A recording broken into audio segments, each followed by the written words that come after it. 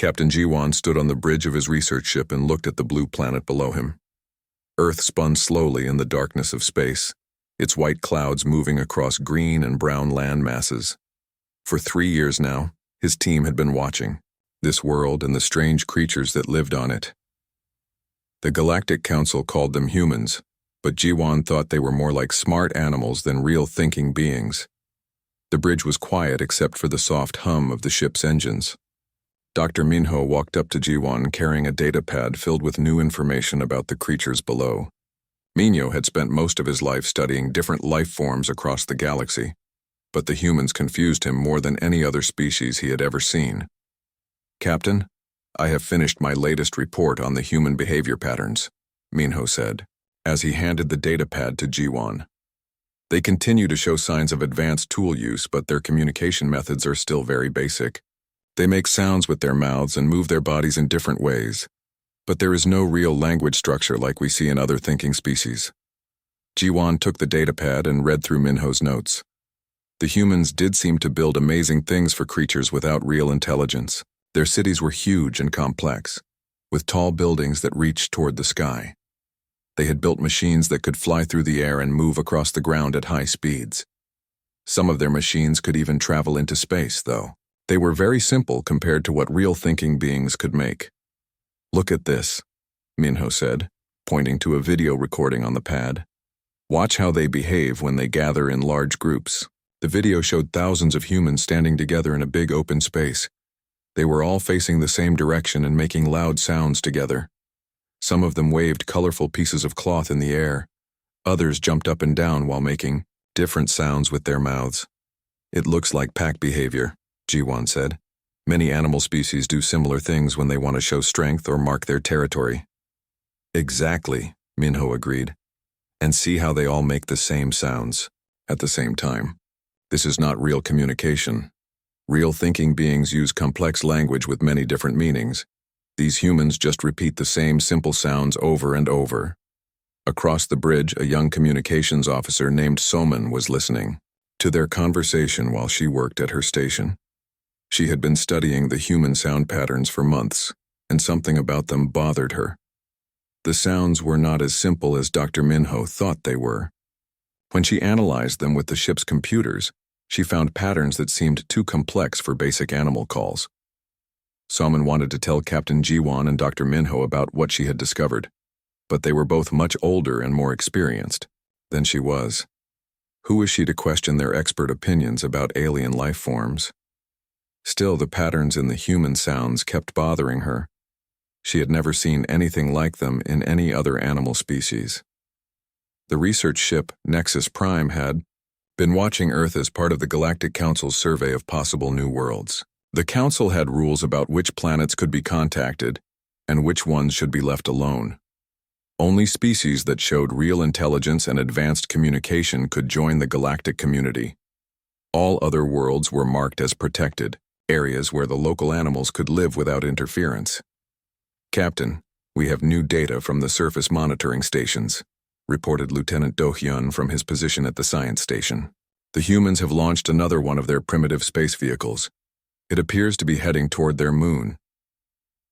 Jiwan and Minho moved to the main viewing screen to watch the human rocket climb slowly away from Earth. Black smoke poured from its bottom as it pushed itself through the atmosphere. The rocket looked crude and dangerous compared to the smooth, silent ships that thinking species used to travel between stars.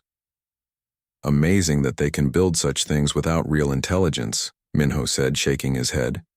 "It must be pure instinct, like how some insects can build very complex hives without understanding what they are doing. The Galactic Council will be interested in this development," Jiwan said. "Even if they are just animals, these humans are becoming quite advanced animals. We may need to move them to a different planet before they accidentally damage their environment with these crude machines." Soman turned around in her chair when she heard this. "Captain, may I ask a question about the human classification?" Jiwan looked surprised that the young officer had spoken up, but he nodded for her to continue. "I have been analyzing the sound patterns that humans make when they are together," Somin said carefully. "The computer analysis shows mathematical, structures in their vocalizations that are much more complex than what we see in known animal communication systems. Dr. Minho frowned and walked over to Soman's station. "Show me this analysis," he said. Soman brought up her data on the main screen. Charts and graphs filled the display, showing wave patterns and frequency distributions of human sounds. Red lines highlighted recurring mathematical sequences that appeared in the human vocalizations. "This is interesting work," Dr. Minho said, after studying the data for several minutes. "But you must remember that many animal species have complex sound patterns. Birds can create very intricate songs, and some water mammals use sophisticated sound systems for navigation. Complex sounds do not necessarily mean intelligence." "But sir," Soman said, "look at this pattern here. The humans change their sound structures based on the situation they are in. When they are with their young, they use different patterns than when they are with other adults. When they are in danger, their sounds become very different. This suggests they are not just making instinctive calls, but actually choosing different sound combinations for different purposes." Captain Jiwan studied the data more carefully. What Somin was showing them was unusual but not impossible to explain. "Many animals modify their calls based on circumstances," he said finally. "A mother animal will call to her babies differently than she calls to other adults. This is normal behavior for pack animals." Soman felt disappointed, but not surprised, by their reaction. She had hoped that her discovery might change how they viewed the humans, but she understood why the senior officers were cautious. The Galactic Council had very strict rules about which species could be considered truly intelligent.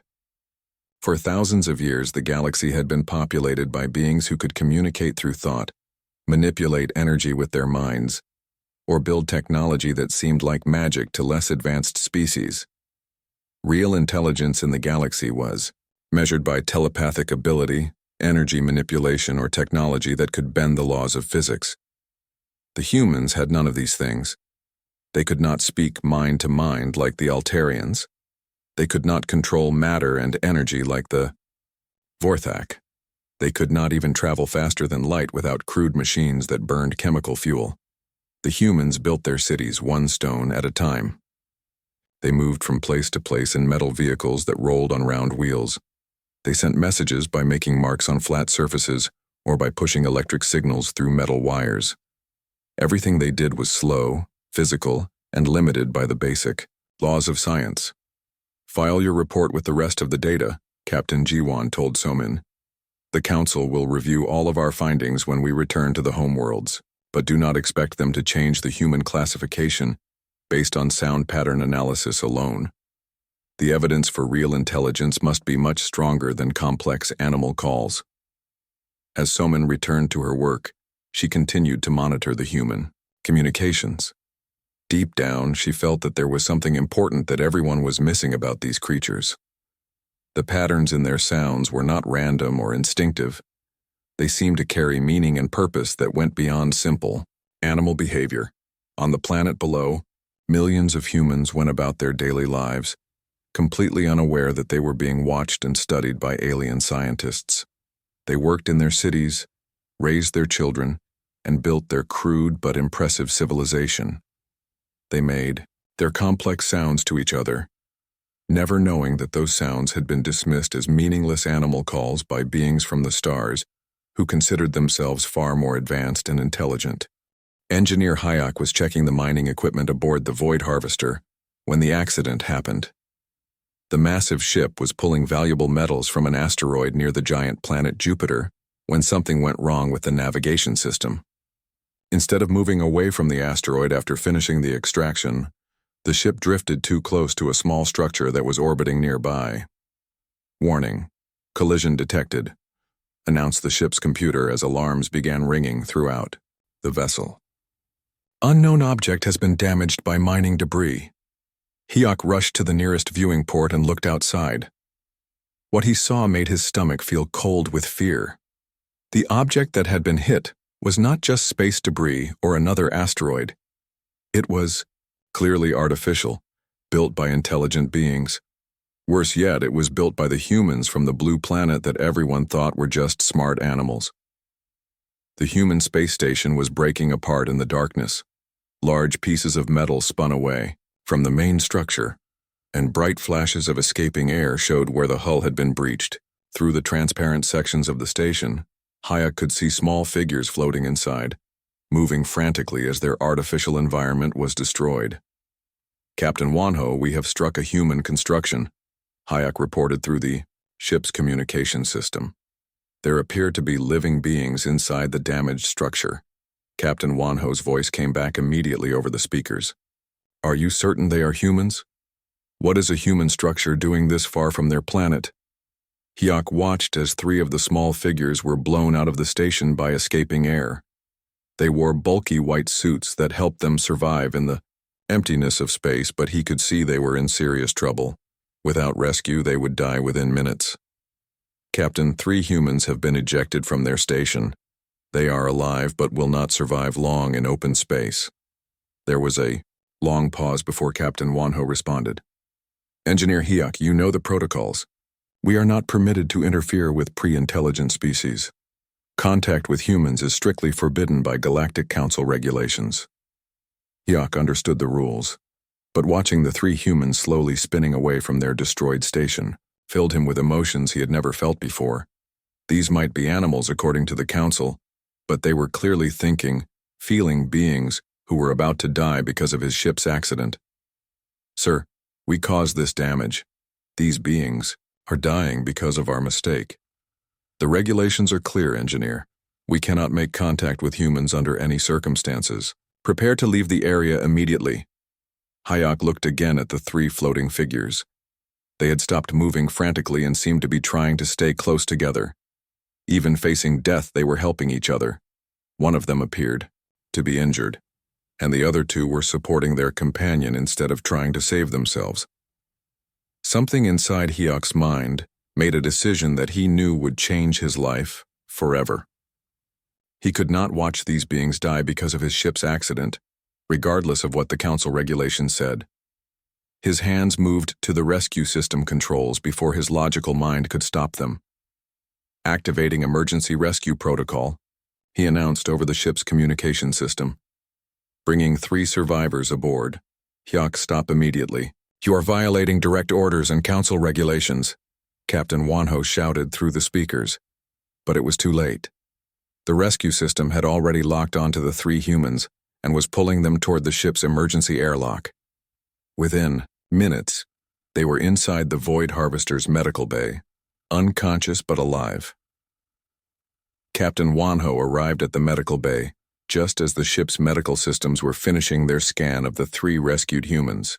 The captain was angry, but when he saw the beings lying on the medical tables, his expression changed to one of confusion and curiosity. "They look more like people than animals," Captain Wanho said quietly. "Are you certain these are the same creatures we have been observing on Earth?" The 3 humans were clearly built like the aliens on the ship, with 2 arms, 2 legs, and heads positioned at the top of their bodies. Their faces had 2 eyes, a nose, and a mouth arranged in patterns, similar to many other intelligent species in the galaxy. Without their bulky spacesuits, they looked remarkably like people, rather than the beast-like creatures that everyone expected. Dr. Rena, the ship's medical officer, was studying the scanner results with growing amazement. "Captain, these beings have brain structures that are surprisingly complex. Their neural patterns show activity levels consistent with higher intelligence, not simple animal consciousness." The first human to wake up was a male who appeared to be the leader of the group. His eyes opened slowly, and he looked around the medical bay with obvious confusion and fear. When he saw the alien faces looking down at him, his eyes grew wide, but he did not panic or try to attack like a frightened animal would. Instead, the human slowly sat up on the medical table and raised one hand with his palm facing outward. He made soft sounds with his mouth while looking directly at Captain Wanho. The sounds were rhythmic and varied, clearly more complex than simple animal calls. "He is trying to communicate with us," Dr. Rena said with amazement in her voice. "Look at his body language. He is showing us that he is not dangerous, and he is attempting to establish peaceful contact." The second human, a female, woke up a few minutes later. When she saw her male companion sitting up and making sounds toward the aliens, she immediately joined him. She pointed to herself and made a specific sound several times, then pointed to the male and made different sounds. Finally, she pointed to the third human, who was still unconscious, and made yet another distinct sound. She is telling us their names, Engineer Hayok realized. These are not random animal calls. They are introducing themselves to us. Captain Wanho felt his understanding of the universe changing as he watched the two humans. Everything the Galactic Council believed about these creatures was clearly wrong. These were not beasts or pre-intelligent animals. They were people, and they were trying to communicate using a system that was completely different from anything the galaxy had ever encountered. The female human seemed to notice that her companion was still unconscious. She made urgent sounds while pointing to him, and her facial expressions showed clear concern and worry. When Dr. Rena moved closer to check on the third human, the female watched carefully but did not try to stop her. She seemed to understand that the aliens were trying to help. The male human began making different sounds while moving his hands in specific patterns. He pointed to the viewing port where the remains of their space station could still be seen, then made sounds that seemed sad and disappointed. He appeared to be telling them about what had happened. They understand that their station was destroyed, Captain Wanho said, and they seem to realize that we rescued them from certain death. The female human suddenly made new sounds while pointing to each of the aliens in turn. She was clearly asking for their names, just as she had given the names of her own people. When the aliens did not respond immediately, she tried again, speaking more slowly and using hand gestures to make her meaning clearer. Dr. Rena decided to try something that went against all of her training. She pointed to herself and said Rena in her own language. The human female immediately repeated the sound, though her pronunciation was different because of the way her mouth was shaped. The human then pointed to Dr. Rena and repeated Rena more clearly. She had learned the alien's name and was showing that she understood the concept of individual identity. This was far beyond anything that non-intelligent animals could do. Captain Wanho knew that everything had changed. The humans were not animals or beasts. They were people with their own language, their own names, and their own way of thinking about the world. The Galactic Council had made a terrible mistake, and now 3 of these remarkable beings were aboard his ship. "What do we do now, Captain?" Engineer Hayok asked. "We cannot pretend this did not happen. These humans have seen us and they know we exist." The third human finally woke up and immediately began making urgent sounds when he saw the aliens around him. The other 2 humans quickly moved to calm him down, making gentle sounds and showing him that the aliens were not dangerous. The injured human listened to his companions, and soon he too was looking at the aliens with curiosity rather than fear. Captain Wanho realized that his ship had just made the most important discovery in galactic history. The question now was, what to do with that discovery? The Council regulations were clear about contact with pre-intelligent species, but these humans were clearly not pre-intelligent. They were something entirely new, a type of intelligence that the galaxy had never encountered before. "Send a message to the Council immediately," Captain Wanho ordered. "Tell them we have made emergency contact with humans, and that everything we thought we knew about them is wrong. These are not animals. They are people, and they have been people all along." Dr. Taehoon arrived at the Void Harvester 3 days after the rescue, bringing with him the most advanced language analysis equipment in the galaxy. As the foremost expert in xenolinguistics, he had studied the communication systems of hundreds of different species, but he had never encountered anything like what the humans were doing. The 3 rescued humans had been moved to a comfortable section of the ship where they could rest and recover from their ordeal. Commander Park Jinwoo, Dr. Lee Nari, and pilot Kang Do-yun had quickly adapted to their strange situation and were actively trying to communicate with their alien rescuers. "Show me what they have been doing," Dr. Taehoon said to Captain Wanho as they walked toward the human quarters. "They never stop trying to communicate," Captain Wanho explained. "Even when we cannot understand them, they keep making their sounds and gestures. They seem to believe that eventually we will figure out what they are trying to say." When they entered the room where the humans were staying, Dr. Taehoon was immediately struck by how organized their behavior was. The three humans had created a system for teaching the aliens about their language. Dr. Lee Nari was pointing to different objects in the room and making specific sounds for each one. When she pointed to the table, she always made the same sound. When she pointed to the chair, she made a different sound. She was teaching them vocabulary. Commander Park Jin-woo was working on something even more complex. He had found materials to write with and was making marks on a flat surface. The marks were clearly symbols that represented meaning, but they were completely different from any writing system that Dr. Tae-hoon had ever seen. "Remarkable," Dr. Tae-hoon whispered. "They have developed a visual language system that allows them to record their thoughts outside of their minds." Pilot Kang Do-hyun noticed the new arrivals and immediately began his own communication attempt. He tapped on the metal wall with his knuckles in a specific pattern, then waited for a response. When none came, he tapped out a different pattern.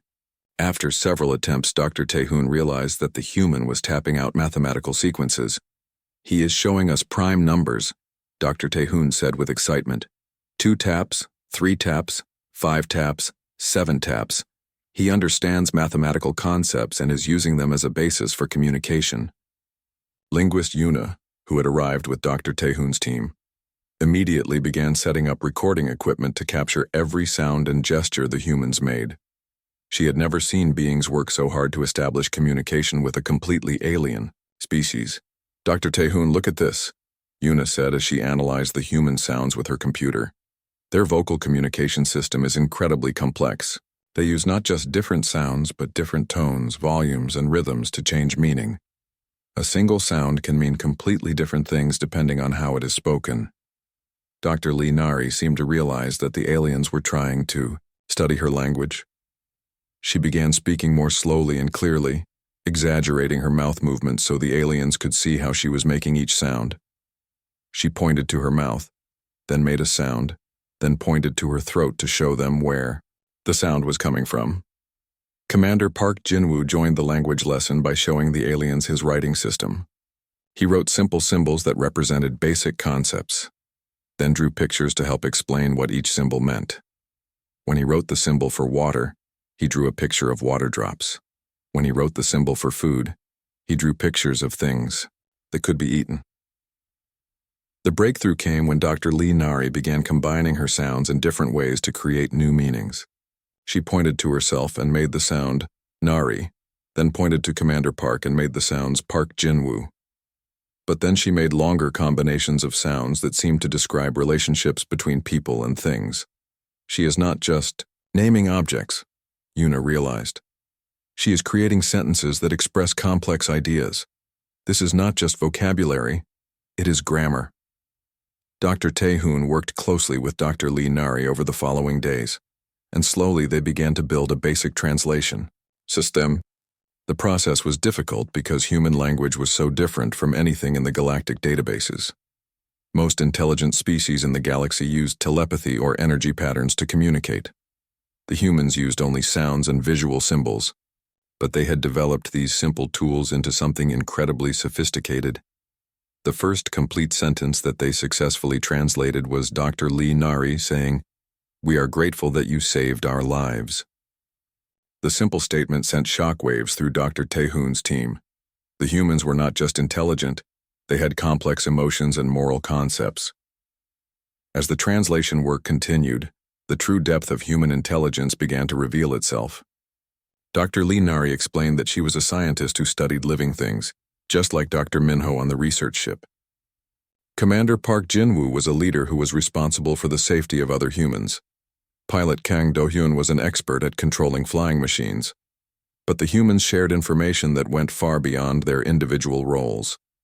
They described their families, their hopes for the future, and their sadness at losing their space station.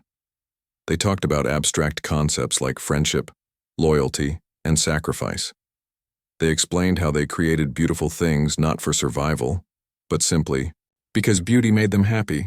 They have philosophy, Dr. Tae-hoon said in amazement as he listened to Dr. Lee Nari describe human concepts of right and wrong. They think about ethics and morality just like the most advanced species in the galaxy. Yuna made another startling discovery when she analyzed how the humans learned the alien language. Dr. Taehoon, they are learning our language faster than we are learning theirs. Their minds seem incredibly adaptable to new forms of communication. The three humans had, indeed, been studying the alien language while teaching their own. Within a week, Commander Park Jin-woo could speak basic sentences in the alien tongue, though his pronunciation was strange because of the differences in mouth and throat structure. "Thank you for saving us," Commander Park said in halting alien speech. "We want to learn about your people and your worlds." Dr. Lee Nari began asking questions that revealed how much the humans understood about their situation. "Are there many different kinds of people among the stars?" she asked. "Do you all live together in peace, or do you fight like humans sometimes do?" The questions were perceptive and showed that the humans were thinking about galactic civilization in sophisticated ways. They wanted to know about alien science, alien art, and alien philosophy. They were curious about everything, from how faster-than-light travel worked to whether alien children played games like human children did. Pilot Kang Do-hyun surprised everyone when he began drawing pictures of what he imagined alien worlds might look like. His artwork showed creativity and imagination that rivaled anything produced by recognized galactic artists. He drew cities floating in the clouds, creatures swimming through seas of liquid crystal, and forests made of living metal. "Where do these images come from?" Dr. Taehoon asked through the translation system. "From my mind," Kang Do-hyun replied. "Humans like to imagine things that do not exist and then try to make them real.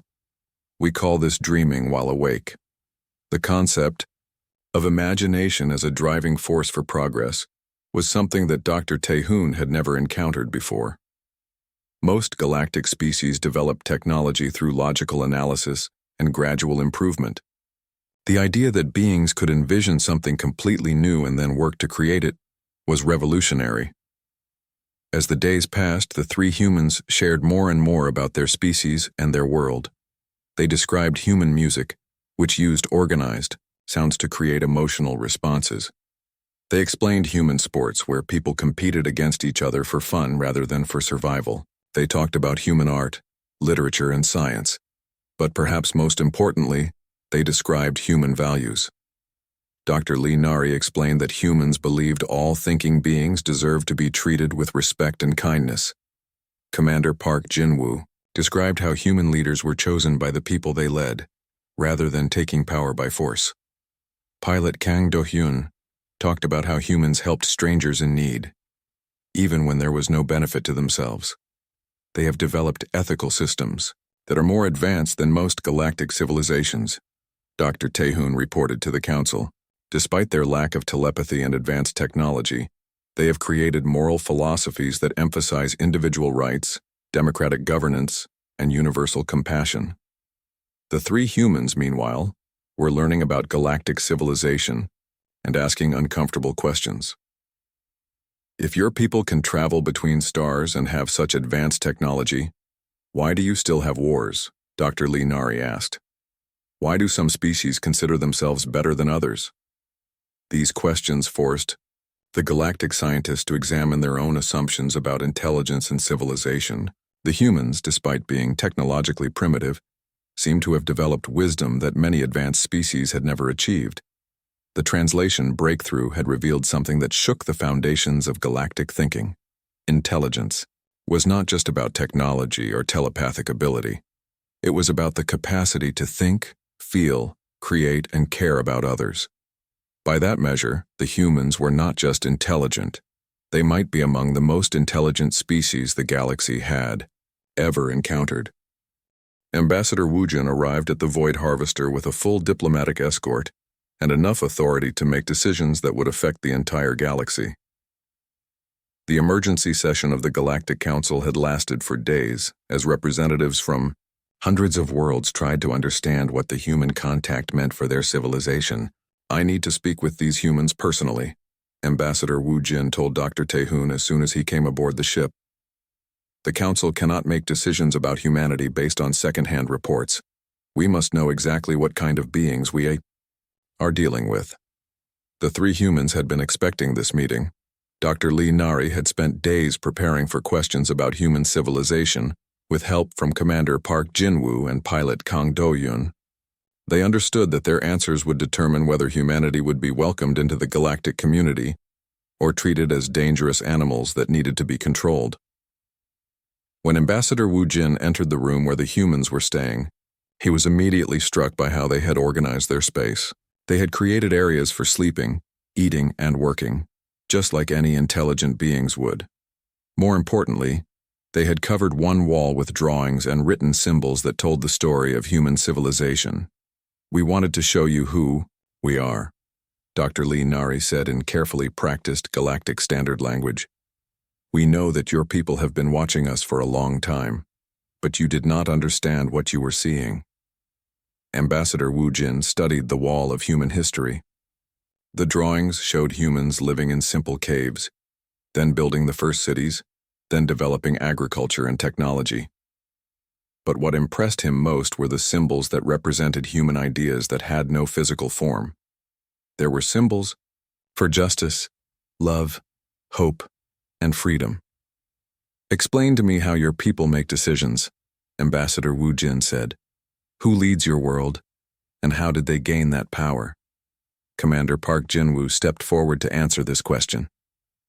"No single person leads all humans," he explained. "We are divided into many groups called nations, and each nation chooses its own leaders. The people who are led have the power to choose who leads them." This concept was almost impossible for Ambassador Wu Jin to understand. In most galactic civilizations, the strongest or smartest individuals naturally became leaders.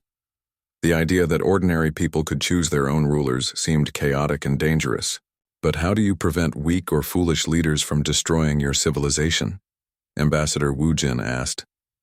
"We change leaders regularly," Dr. Lee Nari explained. "If people do not like how they are being led, they can choose different leaders. Sometimes we make mistakes, but we can always correct them later," pilot Kang Do-yun added. "We believe that power should serve the people, not the other way around. Leaders who forget this are removed from power by the same people who gave them power in the first place." Ambassador Wu Jin was beginning to understand why human civilization had confused the galactic observers. Humans had developed political systems that were more sophisticated than anything in the galaxy, but they had done it without telepathy, without energy manipulation, and without advanced technology. They had used only their intelligence and their moral imagination. "Tell me about your science," Ambassador Wu Jin continued. "How do you learn about the universe without telepathic abilities?" Dr. Lee Nari's eyes lit up with excitement as she began describing human scientific methods. "We observe, we form ideas about what we see, and then we test those ideas to see if they are correct. When we find that our ideas are wrong, we change them and test new ideas." "But how do you share this knowledge with other humans?" Ambassador Wu Jin asked. "Without telepathy, how can one human know what another human has learned?" "We write it down," Commander Park Jin-woo said, pointing to the symbols on the wall. "We record our discoveries in books and share them with anyone who wants to learn. Human knowledge belongs to all humans, not just to the person who discovered it." This concept of freely shared knowledge was another shock to Ambassador Wu Jin. In most galactic civilizations, knowledge was power, and power was carefully controlled by those who possessed it. The idea that humans would freely give away their most important discoveries seemed incredible. "We have institutions called universities," Dr. Lee Nari continued, "where humans go specifically to learn and to share knowledge. Teachers spend their lives helping other people understand what has been discovered. Students from all over our world come together to learn from each other." "Ambassador?" Wu Jin asked to see examples of human learning, and Dr. Lee Nari began drawing mathematical equations on the wall. She showed him how humans had discovered the same mathematical principles that governed galactic science, but they had done it through pure logical thinking rather than technological assistance. Pilot Kang Do-hyun demonstrated human creativity by singing a human song.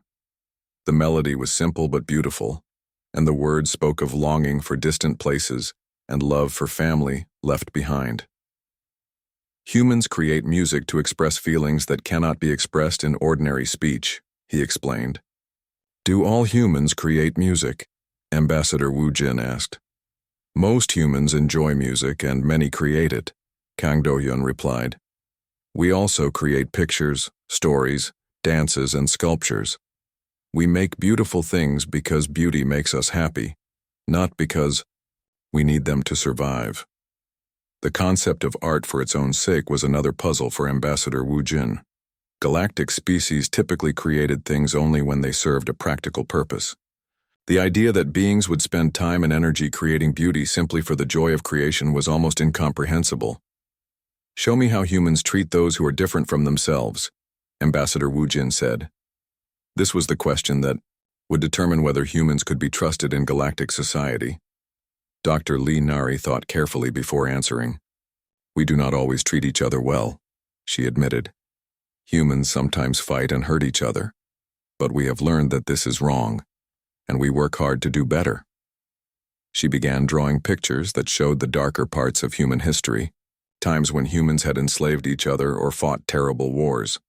But then she drew pictures showing how humans had changed, how they had created laws to protect the weak and systems to help those in need. We believe that all humans have value, simply because they are human, Commander Park Jin-woo explained. It does not matter if they are strong or weak, smart or simple, healthy or sick. Every human deserves to be treated with respect and kindness.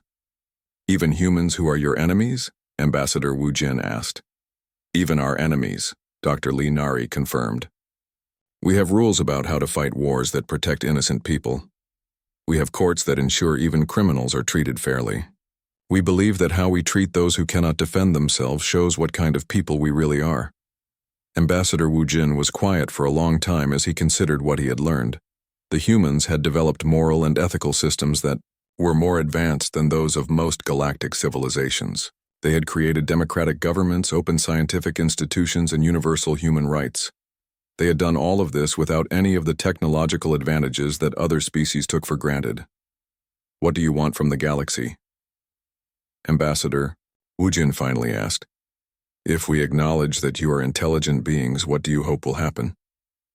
The three humans looked at each other before Dr. Lee Nari answered. We want to learn, she said simply. We want to meet other thinking beings and share knowledge with them. We want to see other worlds and understand how other species live and think. We want to contribute, Commander Park Jin-woo added. If we can help solve problems or make life better for other beings, we want to do that. We want to explore, Pilot Kang Do-hyun said. Humans have always dreamed of traveling to the stars. Now that we know there are people among the stars, we want to meet them and become friends with them. Do you want power over other species? Ambassador Wu Jin asked.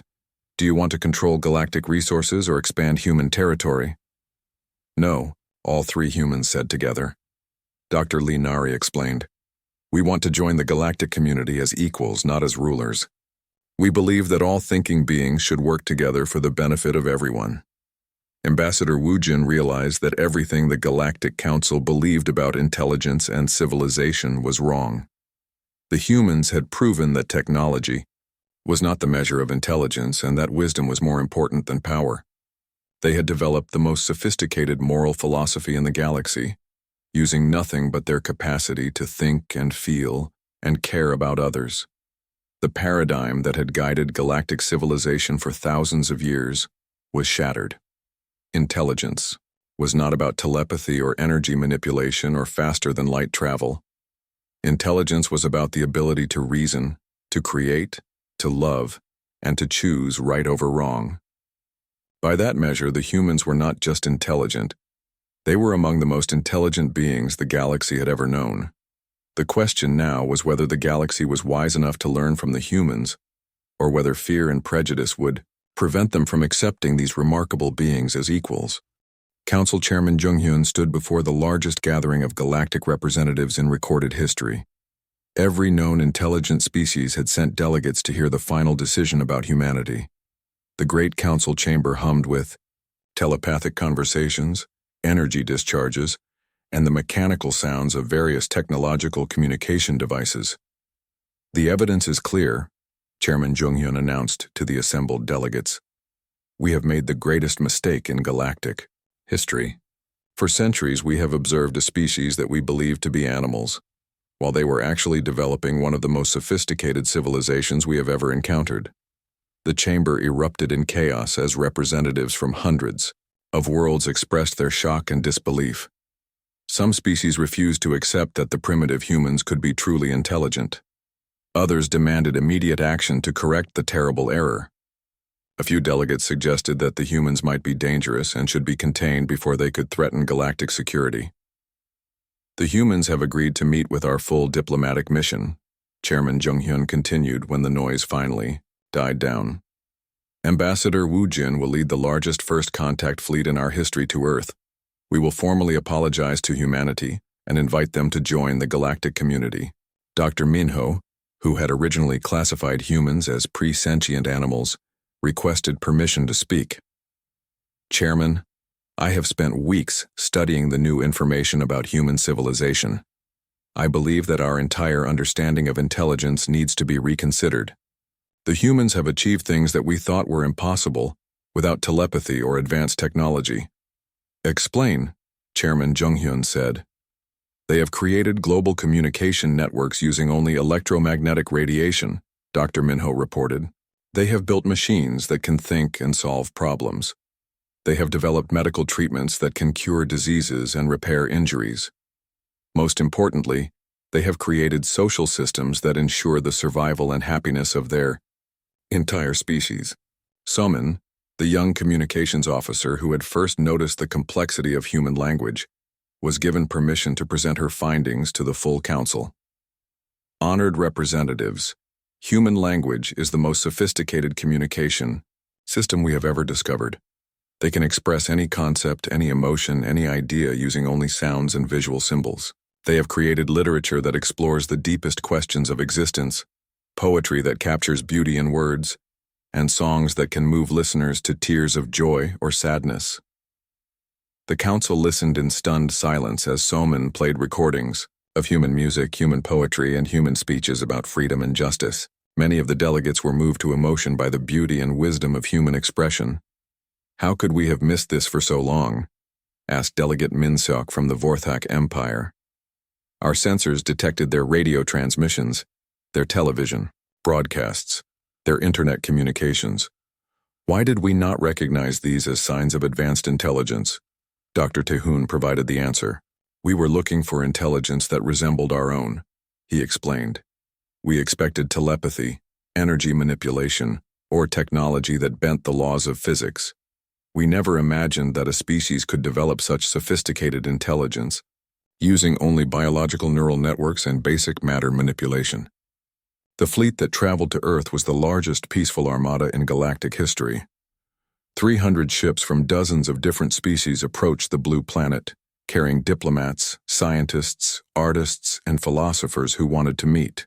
These remarkable humans, face to face, President Yoon-hee of the Earth Coalition was waiting for them. In the months since the rescue of the 3 astronauts, humanity had been preparing for this moment. The news that Earth was not alone in the universe had initially caused panic and fear. But human leaders had worked tirelessly to prepare their people for peaceful contact with alien civilizations. People of Earth, President Yoon-hee announced, in a broadcast that reached every human on the planet. Today we join a community of intelligent beings that spans the galaxy. We are no longer alone in the universe.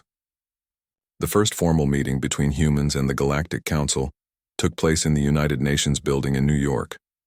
Ambassador Woo Jin led a delegation of galactic representatives, while President Yoon-hee represented all of humanity.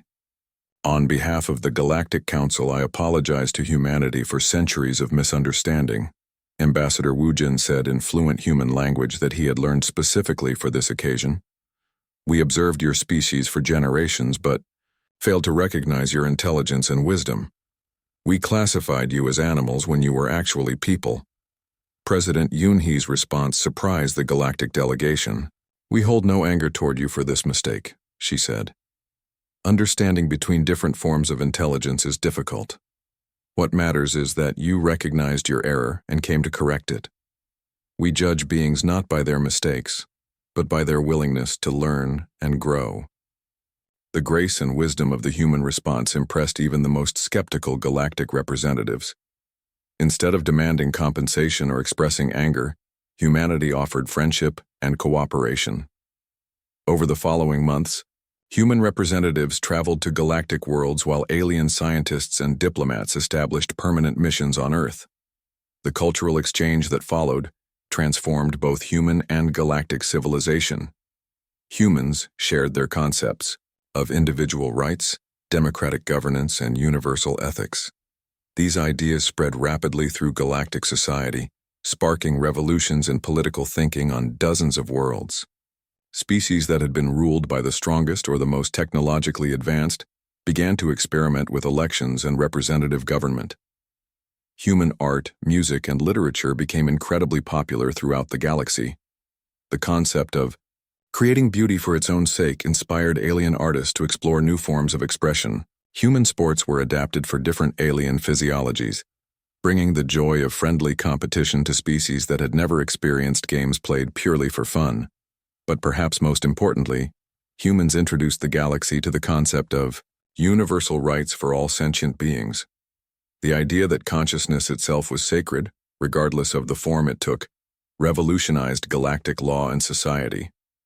Captain Jiwan, who had originally dismissed humans as animals, now commanded the first mixed human-alien exploration vessel.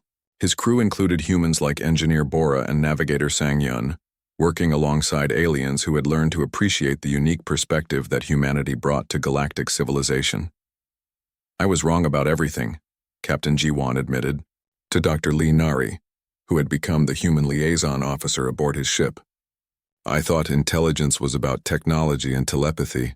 I never understood that it was really about wisdom and compassion."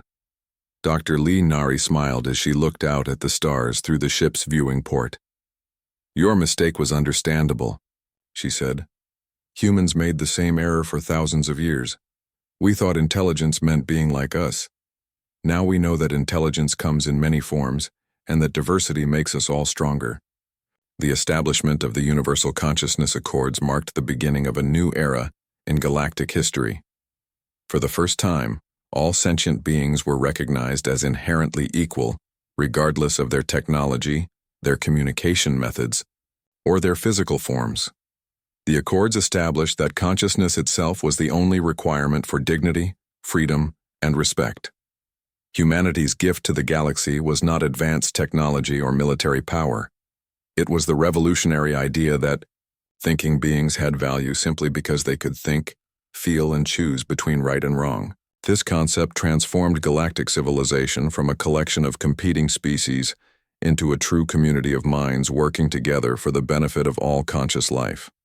The humans had been dismissed as beasts because they communicated with sounds instead of thoughts, because they built with metal instead of energy, and because they traveled through space using chemical rockets instead of faster-than-light drives. But when the galaxy finally listened to what humans had to say, they discovered that these beasts had wisdom that the most advanced technological civilizations had never achieved. In the end, the galaxy learned that intelligence was not about how you communicated or what tools you used. Intelligence was about how you treated other conscious beings, how you solved problems together, and how you created meaning and beauty in the universe. By those measures, humanity had always been intelligent. It had just taken the rest of the galaxy a very long time to understand what intelligence really meant.